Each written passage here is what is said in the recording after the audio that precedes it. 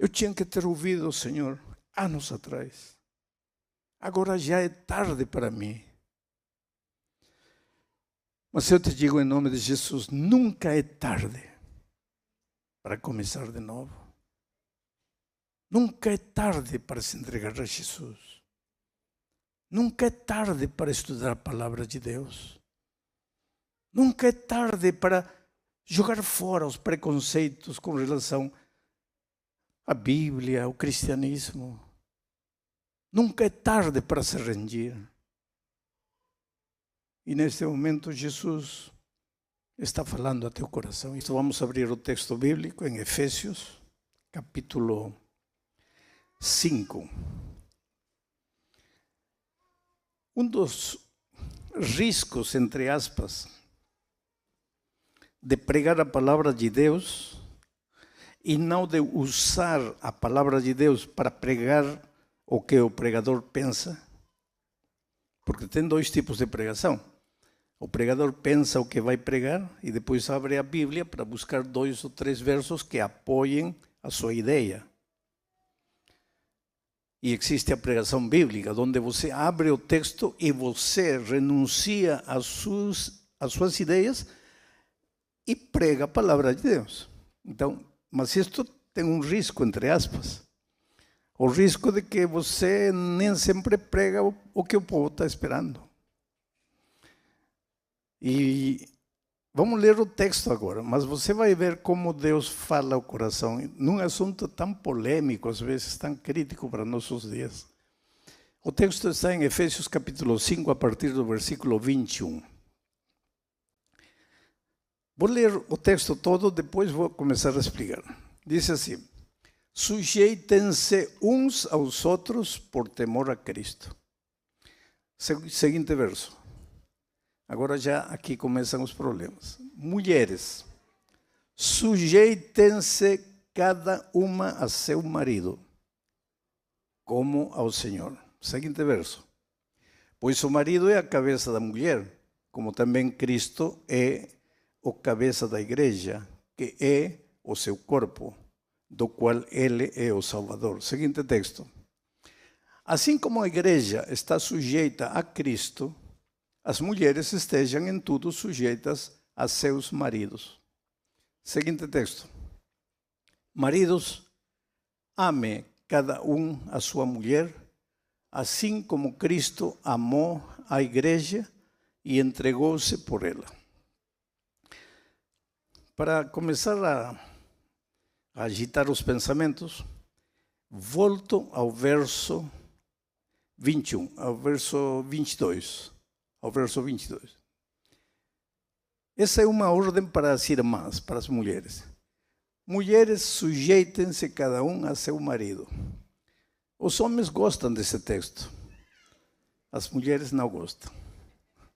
Especialmente nos tempos em que vivemos, as mulheres não gostam. É interessante, parece que Deus dá a ordem à mulher de sujeitar-se a seu marido, de obedecer o marido em tudo, de não discutir. O marido é a cabeça, ele tem a última palavra, o que ele diz não se discute. E alguns maridos aproveitam, não? E quando a coisa não está indo em casa, levantam o texto. E por outro lado, as irmãs ficam incomodadas com este texto. Eu não estou falando de uma coisa que eu imagino, estou falando de uma realidade. Só que o último verso, olhem o que diz o último verso, o 25. Agora é uma ordem para a mulher, digo, para o marido. Ame cada um a sua mulher, assim como Cristo amou a igreja e entregou-se por ela. Quer dizer, neste texto encontramos 2 ordens. Um para a mulher, sujeite-se a seu esposo. Outro para o homem, ame a sua esposa. Quer dizer que o homem não deve sujeitar-se à esposa. E quer dizer que a mulher não deve amar o seu marido. Não lhes parece meio raro, meio estranho, meio sem sabor? Então vamos analisar este assunto desde o ponto de vista bíblico, não desde o ponto de vista humano. Não vamos dar opiniões humanas, vamos analisar o texto bíblico. Para entender este texto temos que ir a Gênesis capítulo 1, versículo 27, quando Deus criou Adão e Eva. Está o texto aí? Aí está. Muito bem. Só o texto.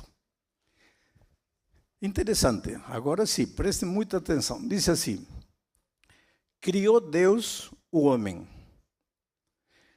a sua imagem, a imagem de Deus o criou. Homem e mulher os criou. Vocês sabem que a Bíblia não foi escrita em espanhol, nem em português, nem em alemão, nem em inglês. O Velho Testamento foi escrito em hebraico e o Novo Testamento foi escrito em grego. Então, quando lemos o texto em hebraico, vou lhes traduzir algumas palavras. Amanhã vocês já podem dizer a seus amigos: falo hebraico. O que fala? 3 palavras em hebraico. Vão aprender esta manhã. Criou Deus o Hadam. Criou Deus o homem. No hebraico, homem é Hadam. Criou Deus o Hadam, que em realidade não é homem. Criou Deus o ser humano, o Hadam. Hadam é ser humano. Criou Deus o ser humano, o Hadam. A sua imagem, a imagem de Deus o criou. A quem? Ao Hadam, ao ser humano. Mas esse ser humano tinha uma composição. Zacar e Nequebá os criou. Porque homem masculino em hebraico, Zacar. Mulher em hebraico, Nequebá. E os dois juntos formam o Hadam, o ser humano. Agora, teologicamente, sabe o que o texto está dizendo?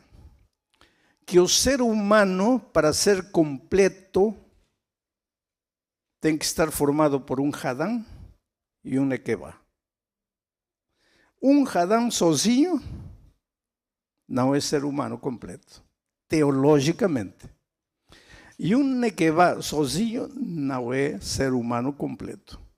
Mas quando um Zacar e um Nequebá estão juntos, aí formam um Hadam, um ser humano completo. Esse era o plano original de Deus. Mas vocês sabem que muitos dos planos originais de Deus, com a entrada do pecado, mudaram. Vou lhes ilustrar. Quando Deus criou o mundo, o plano não era que o ser humano fabricasse casas. Para quê? Se o clima era perfeito. Não havia calor, não havia frio excessivo. Originalmente, nós deveríamos viver como passarinhos, como animais, né? Tranquilos. Não havia frio, não havia calor, não havia nada. Mas entrou pecado. E o equilíbrio climatológico se alterou. Agora, muito frio, muito calor. Então, como um plano de emergência, o ser humano teve que fabricar casas. Mas no plano original de Deus, casa não aparecia. Esse é um plano de emergência para resolver o problema que o pecado trouxe, que foi o desequilíbrio do clima. No plano original de Deus, o crescimento, a lei do crescimento deveria ser perfeita. As unhas cresceriam até um ponto, o cabelo até um ponto. Nos homens, o bigode, a barba até um ponto. Mas entrou pecado. E a lei do equilíbrio do crescimento se alterou. Agora, se você não cortar as unhas, vai acontecer o quê? O que vai acontecer com o cabelo? O que vai acontecer com a barba? Mas cortar unha, cortar cabelo, afeitar, isso no plano original de Deus não havia, porque a lei do crescimento era perfeita. Esse é um plano que entrou depois do pecado. Está errado cortar cabelo? Não. Está errado cortar a unha? Não. Está errado construir casa? Não. Mas esses não eram os planos originais de Deus. Terceiro exemplo. No plano original de Deus, olha como o Espírito de Profecia descreve, por exemplo, a Eva. Diz que seu rosto tinha a rubra coloração de uma rosa e que seus lábios pareciam as pétalas de uma rosa encarnada. Que linda descrição, não? Entrou o pecado. Se alterou todo. A saúde física do homem, enfim, da mulher. Hoje, se a mulher coloca um pó, porque já não tem a rubra coloração de uma rosa, às vezes acorda de manhã meio pálida, então para ir para a igreja um pozinho, ou um batoncinho leve, porque originalmente diz que tinha a rubra coloração, tinha as pétalas de uma flor encarnada. Então, qual seria o problema, ou a diferença entre construir uma casa, cortar a unha, ou colocar um pozinho? Agora, cuidado com sair de aqui dizendo, pastor Bulhão está dizendo que podemos pintar. Não estou falando isso. Eu estou falando como os planos originais de Deus mudaram. No plano original de Deus, um ser humano devia estar formado por um Zacar e um Nequeba. Um Adán deveria estar formado por um Zacar e um Nequeba. Quando entrou o pecado, se deformou o caráter de Deus. Se deformou. Hoje nos casamos com um caráter deformado. E por mais que dissemos à esposa na hora do casamento, eu te amo e eu vou permanecer fiel para você até que a morte nos separe, por mais que nosso amor nos pareça sincero, puro, maravilhoso, nosso caráter não é. Nosso caráter está deformado. E às vezes não cumprimos as promessas. E muitas vezes é preferível que um homem fique sozinho e não case nunca. Ou que uma mulher fique sozinha e não case nunca, de que casem os dois e vivam uma vida de inferno. Mas no plano original de Deus não era isso. Mas hoje muitas vezes é isso. Por isso no Novo Testamento, quando Paulo fala da igreja, a simboliza como um corpo. E no corpo há órgãos que servem de a dois. 2 orelhas, 2 rins, 2 mãos. Mas há órgãos que servem de a um coração, uma vesícula. Você entende? Tem lugar para os casados e tem lugar, muito obrigado, e tem lugar para os que não são casados.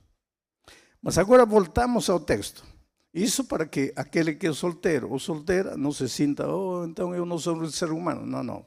É que o plano original de Deus, com a entrada do pecado, pues foi alterado. Mas no plano original de Deus, deixem o texto aí, por favor, todo o tempo. Não tirem.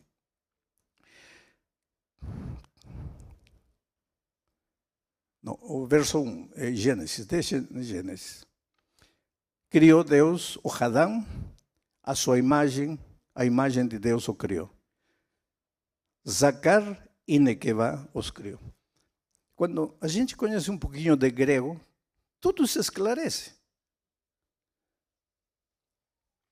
Agora, se um Adão decide casar com outro, se um Zacar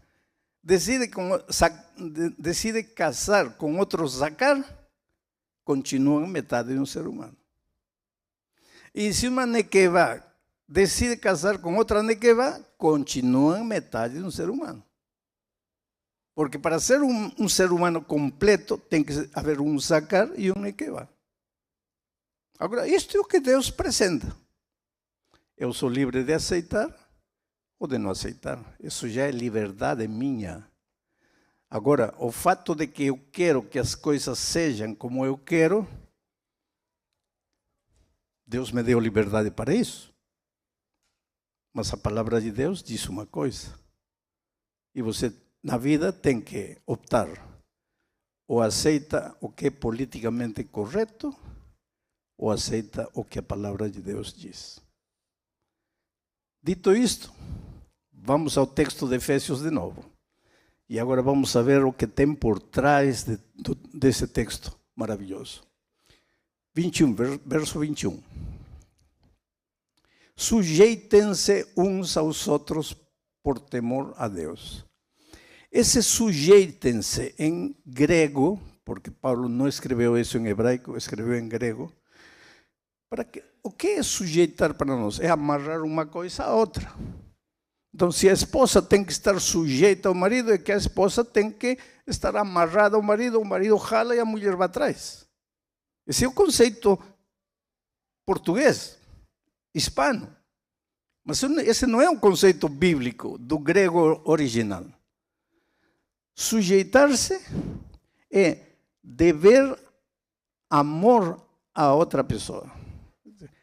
Ame, em realidade o sentido é ame a outra pessoa. Ame, na igreja, amem-se uns aos outros. Devam-se amor, sujeitem-se uns aos outros. Amem-se uns aos outros. Não estejam brigando, não estejam discutindo por qualquer coisa. Mas por que nós,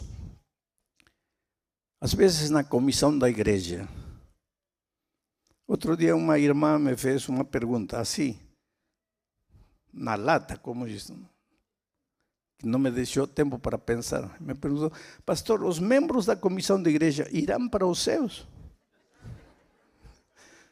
E depois eu perguntei, mas irmã, por que está me fazendo essa pergunta? Porque na minha igreja, a comissão da igreja é a mais briguenta. Só falta comer um a outro. Brigam, discutem. E disse mais: a minha igreja abriu uma nova igreja, mas tomara que fosse por missão. Não foi por missão, foi por briga. Porque um foi lá, abriu a igreja, porque não pode conviver aqui. Então, qual é o problema? É o caráter.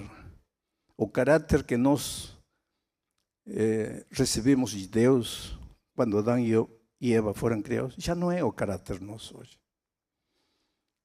E eu disse outro dia, e vou repetir novamente. Por mais que você diga, porque as grandes empresas, antes, as empresas buscavam o melhor quociente intelectual, não? O QI, esse famoso QI. Ou seja, quem tinha mais título, nas melhores universidades, quem tinha mais QI, esse era empregado. Quem tinha menos título, menos capacidade intelectual, esse estava relegado a um segundo lugar. Hoje não. Hoje as empresas estão buscando quem tem melhor inteligência emocional. E que significa inteligência emocional? Em outras palavras, em uma só palavra, caráter. Misericordioso, bondoso, perdoador, compreensivo, que dá uma segunda chance. Caráter. Só que nosso caráter está deformado. E às vezes nós fazemos um curso de inteligência emocional e quando vamos ao trabalho, o caráter está aí. Porque o caráter não muda nenhum curso, nenhum seminário humano. O caráter muda Jesus. João chegou a Jesus como o filho do trovão. Imaginem como era o caráter de João para que as pessoas chamassem ele de filho do trovão.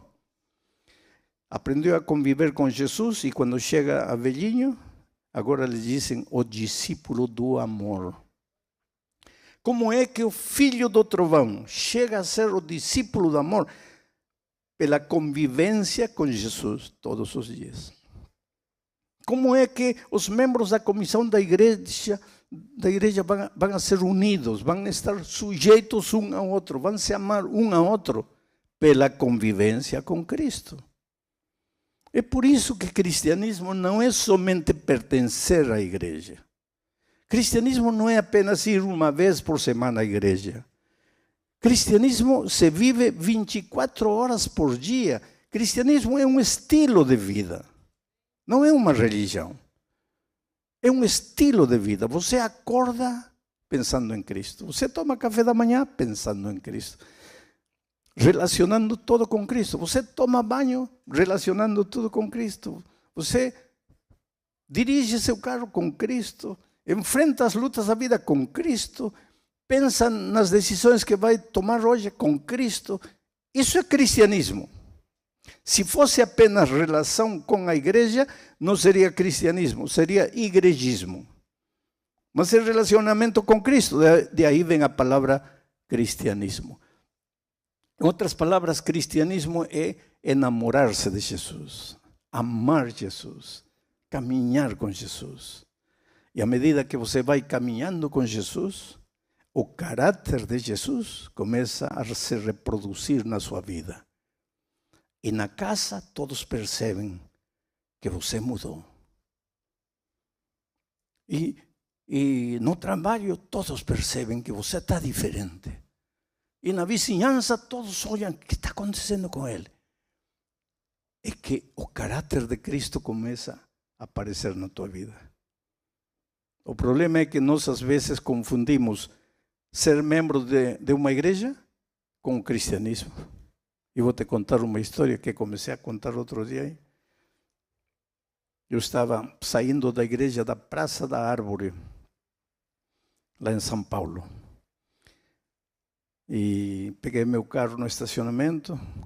No primeiro semáforo, luz vermelha, parei.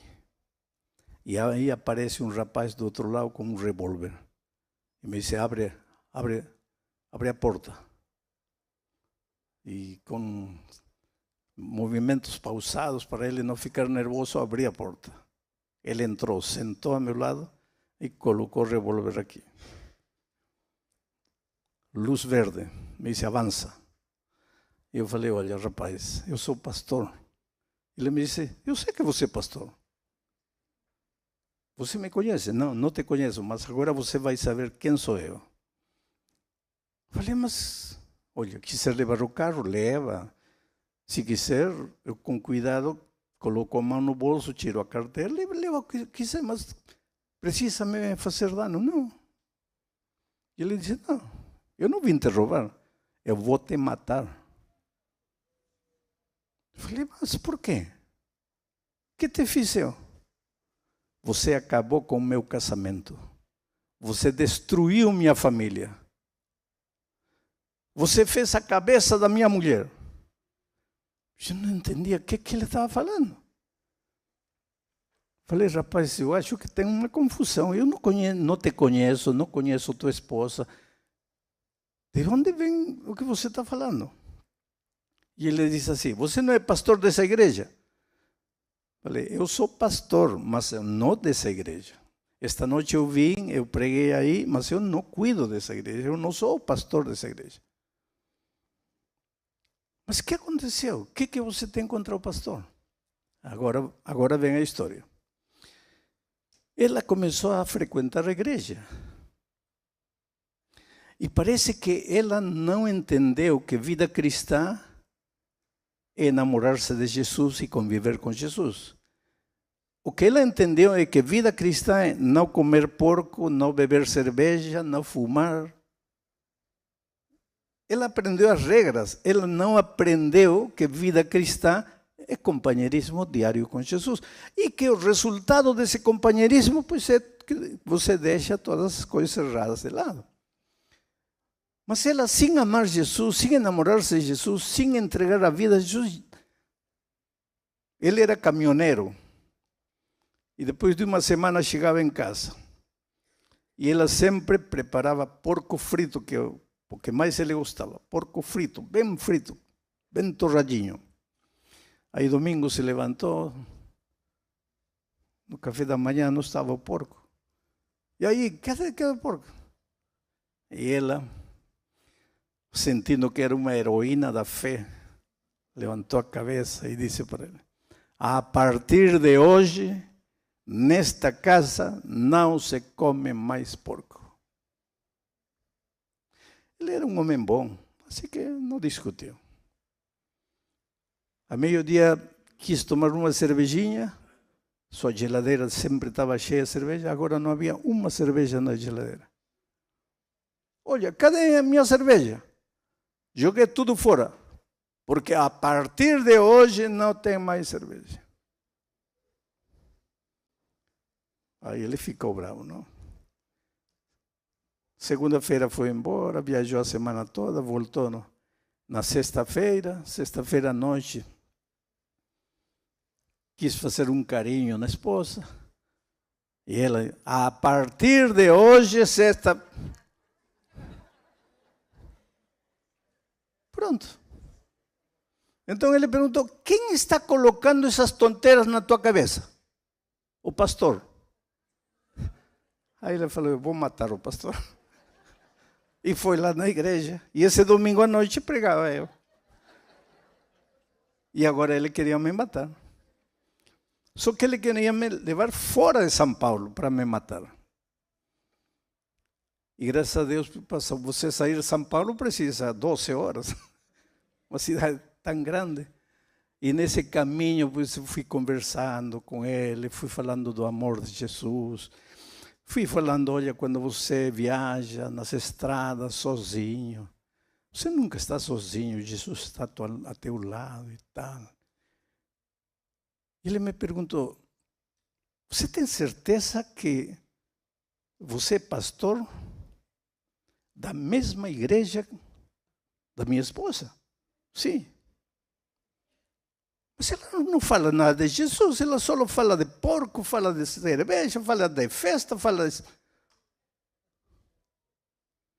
Eu falei para ela está começando a conhecer Jesus. Seguramente ela não se batizou ainda, não, batizou não. Então ela está conhecendo Jesus. E eu comecei a falar de tudo para ele. Me disse, então se Jesus é o centro da vida, por que não pode tomar cerveja? Expliquei. E por que não pode comer porco? Expliquei. E se por aí tivesse água, eu batizava ele. Retornamos para a cidade. Liguei para o pastor, falei, olha, visita esse rapaz.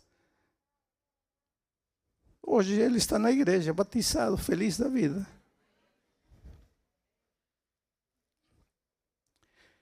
Quando Jesus entra na tua vida, tudo muda.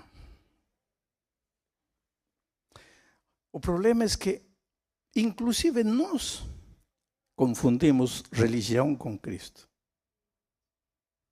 Eu não digo que a religião tenha algo de errado, mas quando a religião não tem a Cristo, torna-se um pesado fardo de obrigações. Mas quando Cristo entra na vida, a vida se torna uma vida exuberante, uma vida plena, uma vida dinâmica, alegre. Quantas vezes eu tenho encontrado gente assim, políticos poderosos, homens de muito poder, de muita influência, artistas. E eu vejo lágrimas nos olhos deles. Quando dizem, pastor, o que acontece comigo? Não sou feliz. Tenho tudo para ser feliz. O que acontece? Sabe que os filósofos, os psicólogos modernos falam da saudade de Deus. Que como o ser humano saiu das mãos de Deus, ele pode não perceber, mas ele tem uma saudade inconsciente de Deus. E enquanto não se devolver a Deus, ele não é feliz. Ele tenta ser feliz, ele se esforça para ser feliz. Muitas vezes ingressa nos terrenos escuros da depravação, enfim, dos vícios, tentando ser feliz porque sente que falta algo. Um exemplo clássico disso é Salomão. Salomão, que de jovem era um homem de Deus, que quando nomearam ele rei, e Deus apareceu uma noite e lhe disse, Salomão, pede o que quiser e eu te darei. Ele disse, só Senhor, dá-me sabedoria, só sabedoria para governar este povo. Esse homem se afastou de Deus. E uma vez que se afastou de Deus, foi indo. Diz que tinha 300 esposas e 700 concubinas. 1000 mulheres. Que homem pode conviver com 1000 mulheres?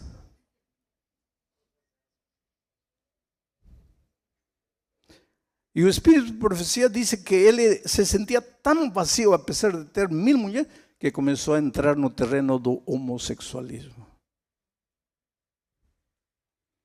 Porque assim é a vida.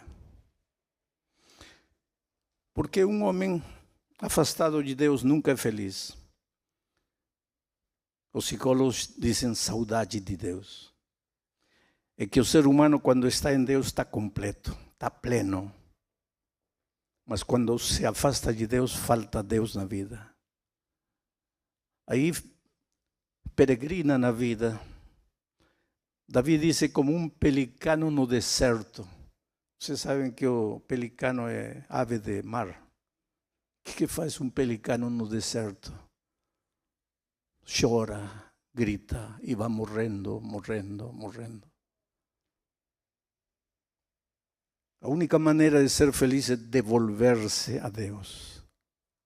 Quando você se devolve a Deus, as pequenas coisas começam a ter sentido. O sorriso de uma criança emociona. As lágrimas das pessoas tocam. Detalhes que você não via. Coisas simples da vida que pareciam para você coisas corriqueiras. De repente começam a ter sentido. Então, quando chega a noite, você deita na cama e dorme, feliz da vida. Por quê? Porque você está pleno em Deus, porque você se devolveu a Deus. Por isso, Davi dizia, em paz me acostarei e assim mesmo dormirei, porque minha alma em ti tem confiado. Oh, meu amigo querido, eu quero te dizer uma coisa, você é precioso para Deus. Sabe, uma das coisas cruéis desta vida é que este mundo no qual vivemos, a sociedade, nos faz sentir um número, um cartão de identidade, número.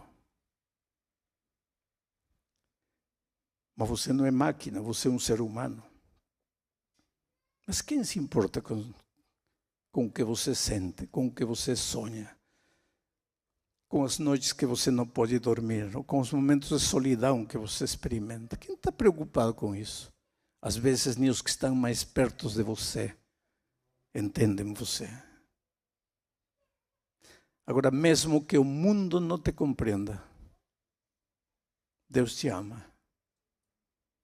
Deus sabe quem é você. Deus conhece as lutas de teu coração, teus momentos de aflição, de incerteza, teus temores ocultos, porque este mundo nos ensinou a não ter medo. Se você quer ser feliz, expulse o medo.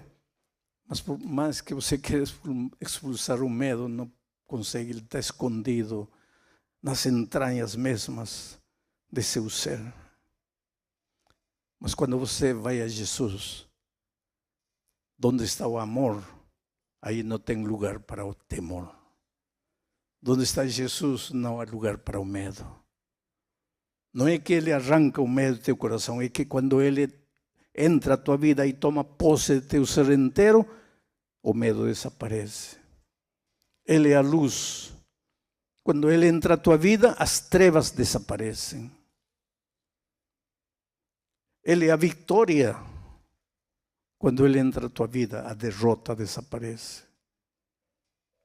Então você aprende a viver sujeitando-se um ao outro. Então você compreende que em casa você é Zacar ou é Nequeva. E Deus nos criou incompletos, não para estarmos brigando, mas para sermos um Hadam, para viver unidos. Eu nunca vou poder ficar grávido. Minha esposa sim. Isso quer dizer que eu valho menos que minha esposa? Não. Porque eu experimentei a gravidez através dela. Um é que vai um sacar.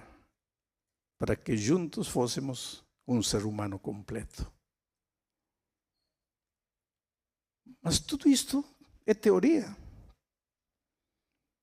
E a teoria não ajuda muito, a não ser que você comece a viver. E agora vamos a ler o resto do texto para ver algumas coisas interessantes. Sujeitem-se uns aos outros por temor a Cristo. Esta é a palavra central. Mulheres, sujeitem-se cada um a seu marido como ao Senhor. Cristo, novamente, passa. Pois o marido é o cabeça da mulher, como também Cristo é a cabeça da igreja, que é o seu corpo, do qual é o Salvador. Cristo. E a quarta vez, Cristo passa. Assim como a igreja está sujeita a Cristo, 5, também as mulheres estejam sujeitas em todos aos seus maridos. Maridos, ame cada um a sua mulher, assim como Cristo, 6ª vez, amou a sua igreja e entregou-se por ela, para santificá-la, tendo-a purificado pelo lavar da água mediante a palavra. Cristo é o centro da experiência humana. Você pode ir a Jesus deformado. Em Cristo, tudo se transforma. Em Rio de Janeiro sucedeu uma coisa interessante alguns anos atrás. Um dono de uma tenda de roupa grande, um homem de origem árabe, lá na região do Saara, no centro do Rio, tinha várias lojas grandes de roupa. Homem muito rico, chegou ao país pobre, trabalhou duro, enriqueceu. Mas ele, um dia estava saindo do trabalho e sequestraram ele. Esteve 40 dias sequestrado. Foi notícia em todo o Brasil. Os delinquentes pediam $2 milhões por ele. E queriam em notas de $20. Aonde que ia encontrar 2 milhões em notas de $20? A família lutava, se esforçava.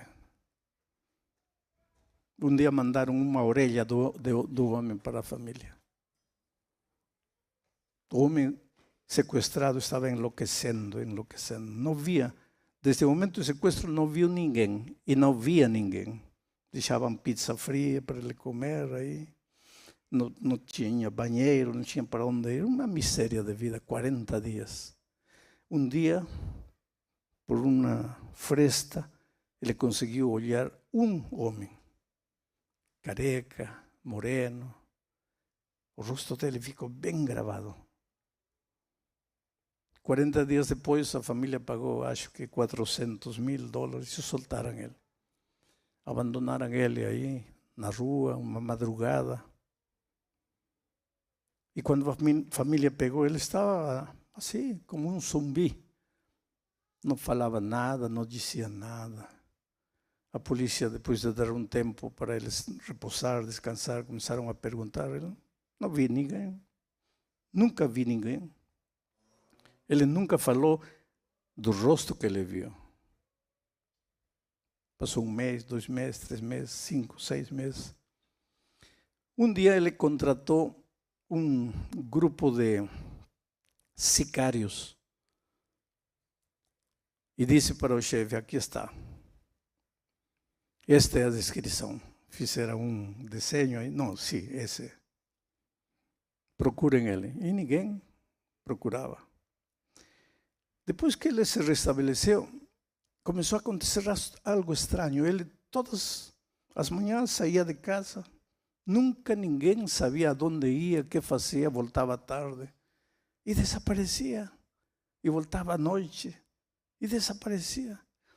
A esposa pensava que ele tinha um caso extraconjugal, assim que pagou um detetive.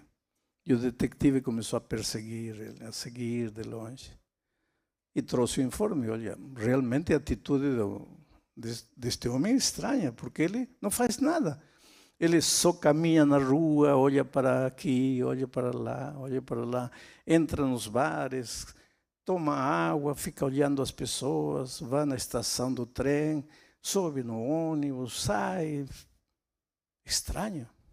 Então a família pensou que ele estava enlouquecendo. Mas ele estava procurando o único rosto que tinha visto. Até que um dia viu. E começou a seguir o homem. O homem entrou no trem, ele entrou no trem. O homem desceu, ele desceu. O homem pegou um ônibus, ele pegou o ônibus.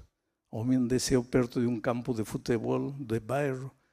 Atravessou o campo, ele atrás. E entrou num sobrado amarelo. Na favela. E ele marcou. Perguntou a algumas crianças, ele morava lá. Aí chamou ao grupo de sicários e disse, eu já descobri. Ele mora neste lugar. Mas eu não quero ele sozinho. Eu quero os 5 que me sequestraram. Então vocês têm tempo. E vocês só me avisem quando tem os 5 cadáveres, porque eu quero os 5 mortos. E passou 1 mês, 2 meses, até que na madrugada o celular soou, ele acordou, levantou-se sigilosamente, saiu, foi ao lugar onde o sicário falou. Aí estavam 5 corpos cobertos.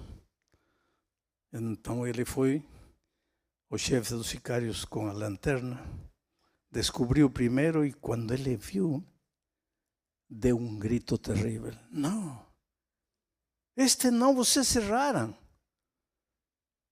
Este não, vocês cometeram um erro.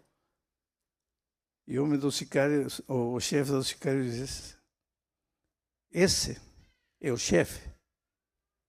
O que você viu é este. Nós pegamos este primeiro. Fizemos cantar. E assim pegamos todos. Mas este é o chefe. E o homem quase enlouquecia. Não pode ser. Meu melhor amigo. Aquele que quando estava sequestrado fazia a intermediação entre a família e os sequestradores. Seu melhor amigo. Esse foi o último detonante. Ele pagou o que tinha que pagar, pegou o carro, saiu, bateu contra uma árvore, ficou aí na estrada. Na manhã seguinte, as pessoas se encontraram, viram o acidente, chamaram a polícia. Ele estava louco, completamente louco. E levaram ele a um manicômio. E esteve aí hospitalizado, quase 1 ano. Nesse ano ele tentou se tirar a vida. Louco. À noite gritava, chorava, desesperado. Um dia, perto do Natal, os médicos disseram à família, olha, é bom que para o Natal vocês levem ele para casa. Isso vai lhe fazer bem. E efetivamente, quando ele voltou depois do Natal, do Ano Novo, ele estava aparentemente melhor. E eles disseram, olha, seria bom que vocês tirem ele aqui, levem ele a um sanatório, a uma casa de recuperação.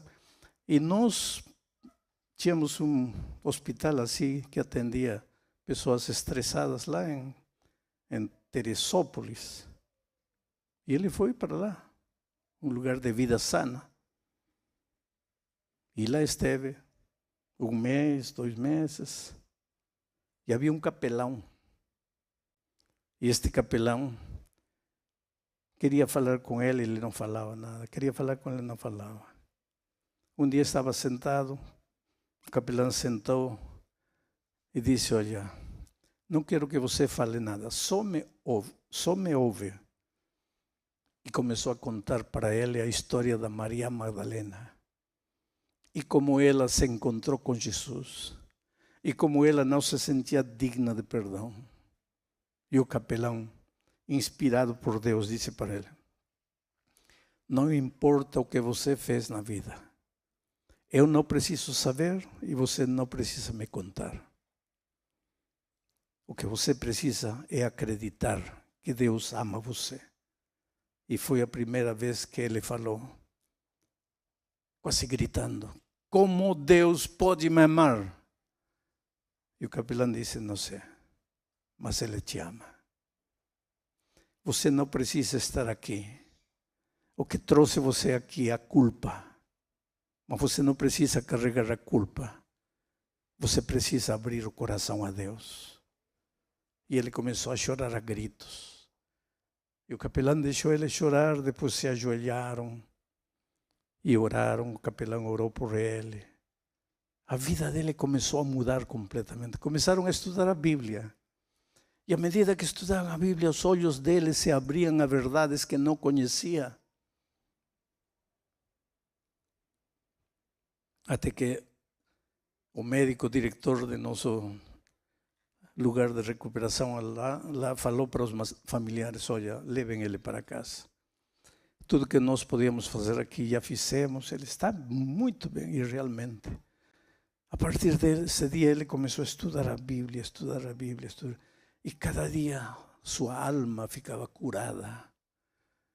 Gostava de ler o Novo Testamento. E quando começou a conhecer a palavra de Deus, descobriu que havia perdão. Sabes, querido, em todos estes anos de meu ministério, o mais difícil para mim tem sido convencer ao ser humano de que Deus o ama, de que Deus o perdoa. A primeira pergunta que as pessoas fazem é a pergunta que esse homem fez para o capelão.